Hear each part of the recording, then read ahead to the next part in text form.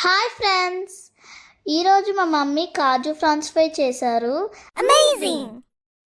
దీనికి కావాల్సిన ఇంగ్రీడియంట్స్: ఫస్ట్గా కట్ చేసుకున్న ఆనియన్స్ అండ్ మిర్చి, ఫ్రై చేసిన ఫ్రాన్స్ అండ్ కాజు, powder of coconut and tomato paste, కొత్తిమీర, లాస్ట్లీ కరివేపాకు.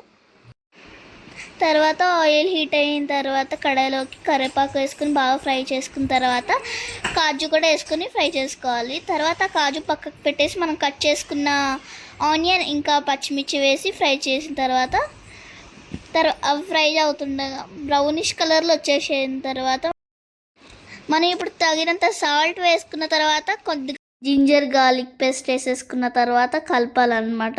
ఆనియన్స్ అనేది బ్రౌన్ కలర్ వచ్చేదాకా కలపాలి. మీకు ఇలా చూపిస్తున్నాం కదా, ఇలా కలిపేసిన తర్వాత మనం కొంచెం పసుపు వేసుకోవాలి. పసుపు వేసుకున్న తర్వాత కొంచెం మిక్స్ నాకుండా మిక్స్ చేయాలి అలాగా నిజంగా. ఇప్పుడు మనం ఫ్రై చేసుకున్న ఫ్రాన్స్ అయితే వేసుకుందాం. చూసారు. తర్వాత మిక్సింగ్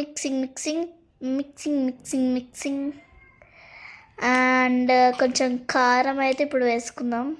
తగినంత కారం మీకు ఎంత కావాలంత. సేమ్ మిక్సింగ్ ఏంటి, మనం గ్రైండ్ చేసుకున్న టమాటా పేస్ట్ అయితే దీంట్లోకి వేసేద్దాం. తర్వాత మిక్స్.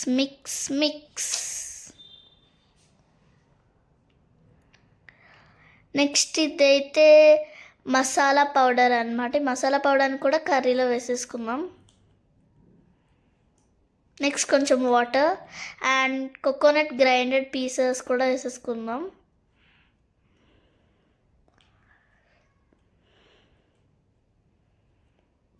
తర్వాత ఈ పీసెస్ వేసుకోవడం వల్ల మనకి గ్రేవ్ అనేది ఎక్కువ వస్తుంది అన్నమాట.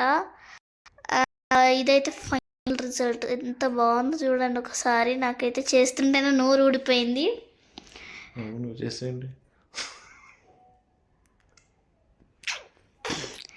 నెక్స్ట్ కొత్తిమీర అయితే వేసేసుకుందాం.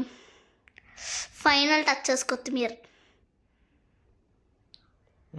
అబ్బబ్బబ్బా, స్మెల్కి నోరు ఊరిపోతుంది గైస్. ఓకే, మన ఫ్రైడ్ ఫ్రాన్స్ అయితే రెడీ అయిపోయినాయి, కాజు ఫ్రాన్స్. నెక్స్ట్ దీంట్లో కొంచెం కరివేపాకు, ఫ్రై చేసుకున్న కరివేపాకు, కాజు వేసుకుంటే ఫినిష్. మన ఫ్రాన్స్ కాజు అయితే చాలా బాగా అయిపోయింది అండ్ టేస్ట్ వచ్చేసి ఆసమ్.